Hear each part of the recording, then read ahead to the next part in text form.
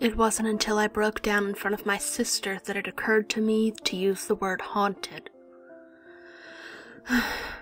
When I tried to explain what was happening to me, finally articulating the weeks of dread and utter dislocation, I found that no other word would come. Haunted. There's still a part of me that scoffs and glowers at this, to use the language of folklore. It seems to compress what I'd experienced into a simple banality. A prisoner of language. I paid cash up front for the house in West Toluca Lake. Something about the 1930s Spanish architecture, tucked behind the grove of weeping willows, triggered a strong association with my childhood ideal of what it meant to be famous and successful in Los Angeles.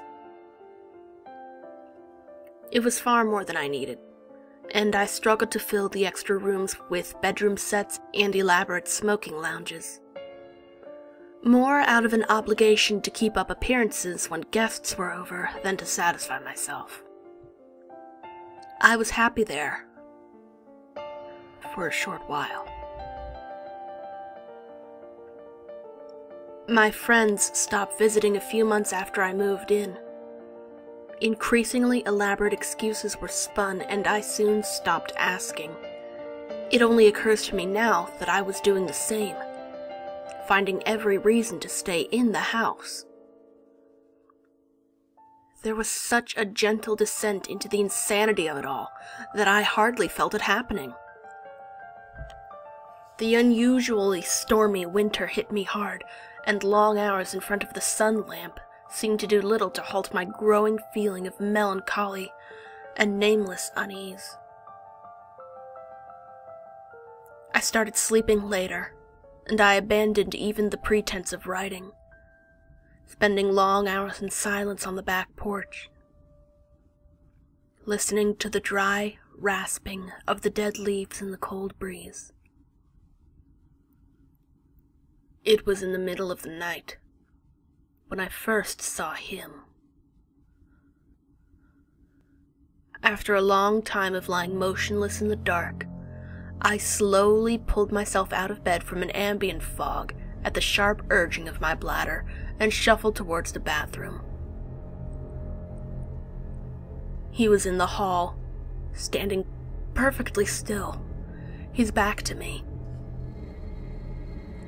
His head was cocked slightly to one side as if he was listening, but he showed no signs of seeing me.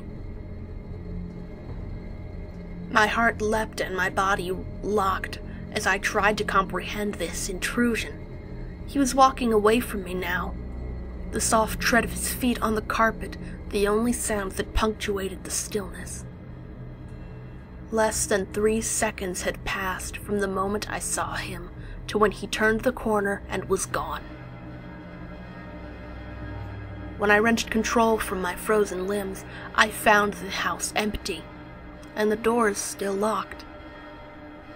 Sleep came slowly that night as I tried to convince myself that what I had seen was a byproduct of my medicated and half-asleep mind. He returned the next night as I lay in bed. I awoke to the sound of the door opening, and my eyes snapped open to complete darkness.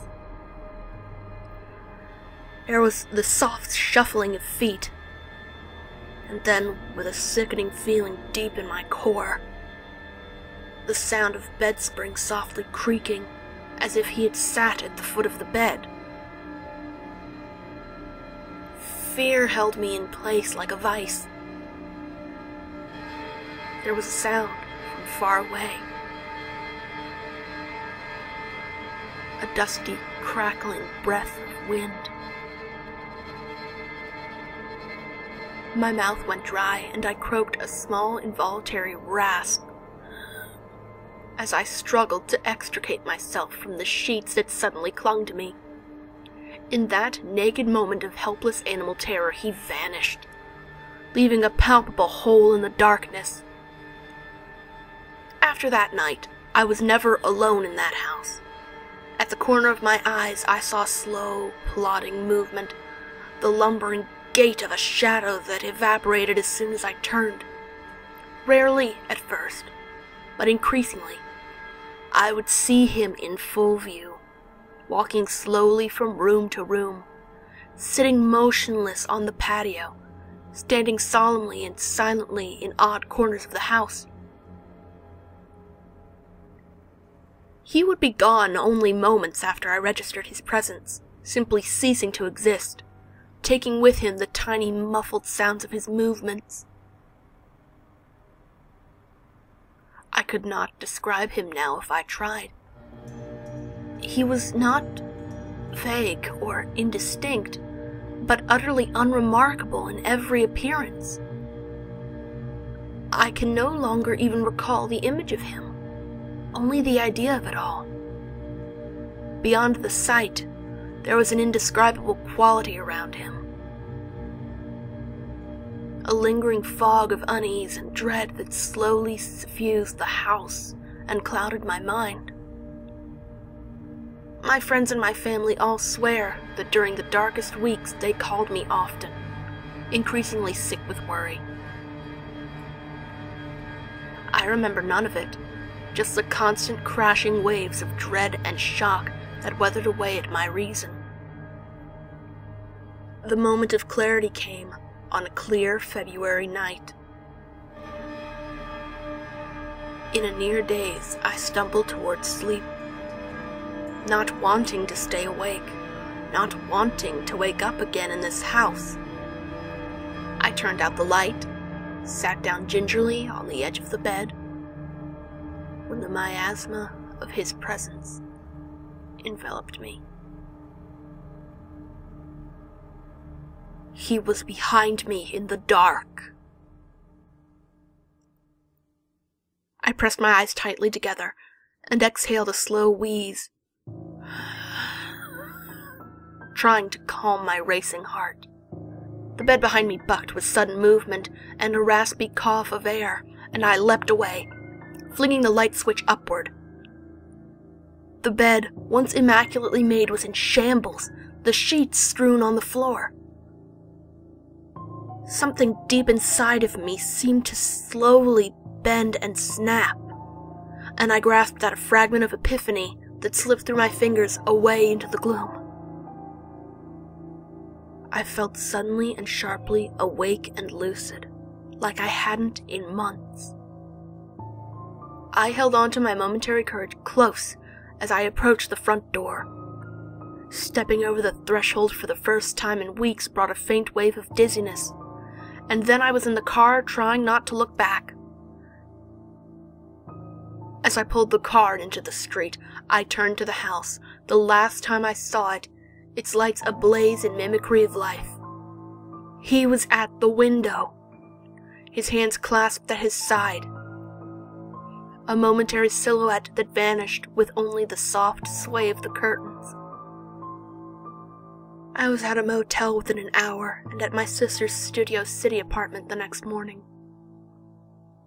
My throat was raw from not speaking for so many days, and I croaked out the story to her, embarrassed at the absurdity of it all, but swaddled in a profound relief.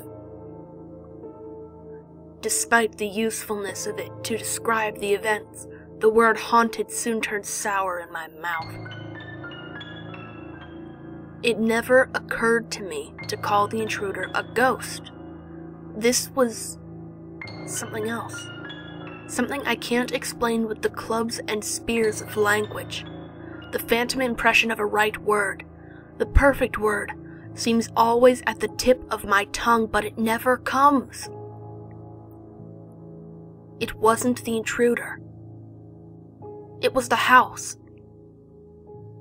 There's something wrong with the house itself. The house is broken.